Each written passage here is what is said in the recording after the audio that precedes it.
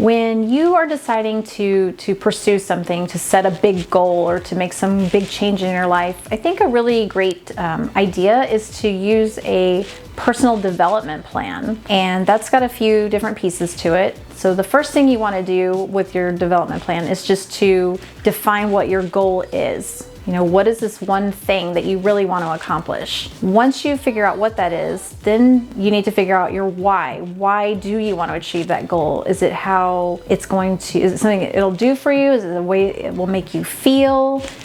Is it something that's going to lead to success, you know, personal fulfillment, any of those things? One really good thing that I've learned about when you're digging into your why is to ask why 3 times. So, you know, when you think you come up with what you think your why is, and then say, okay, that's, you know, my why. Now, why is that? And then to take that response and you ask why again. And the further you can drill down into that, asking why, you'll get to some place. Sometimes it's not where you think it's going to end up, but it is the truest expression of that why. And that's really what you want to pinpoint.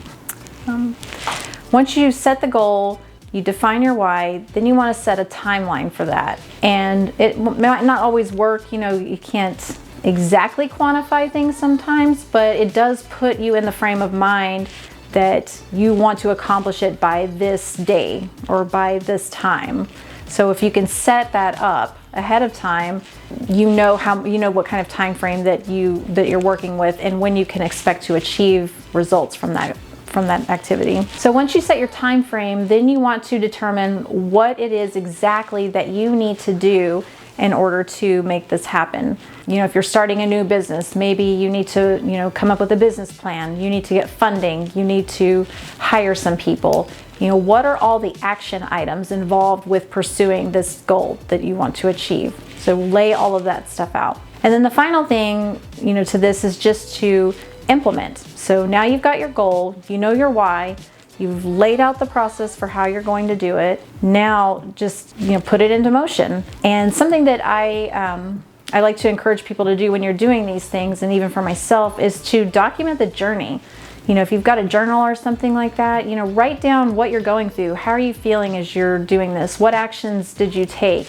And it's really cool after you achieve something to look back and see all the things that you did in order to get there. You know, it's a great way to track your progress, but also not just to see that, you know, when you achieve the goal, but how you grew as a person. What did you learn from all of this? I remember I had set a goal for myself to run a half marathon. And I've always kind of been a runner, but I'm not like a crazy runner. You know, I don't run a lot. I don't run a lot of marathons, but it was something I really wanted to do for me. And I didn't really know where to start, but I knew that I wanted to do it, and I knew that I wanted to do it without stopping. That was a big thing for me. So it wasn't just, a lot of people do a half marathon, but they, you know, walk, run, whatever, mixture of those things. But I knew I wanted to run the entire thing without stopping. So that was my goal. And so, you know, then I figured out, well, why do I want to do this? And when I drilled down to why I wanted to do that, it was really to prove to myself that I could do something hard and that I could do it on my own and I could actually follow through with it. That I could commit to something, that I could make the plan, and I could carry it through all the way to the end. And when I did that, you know, and I documented, you know, I made a plan for how many miles a day I was going to run, and it built upon itself. You know, I didn't go out and run like 2 miles right out of the gate. You know, I gave myself time. I knew when the marathon was, so I had the timeline set. And then I was able to break that down into a training sequence, you know, of how much I needed to run, building upon that week over week over week. And I really stuck with it.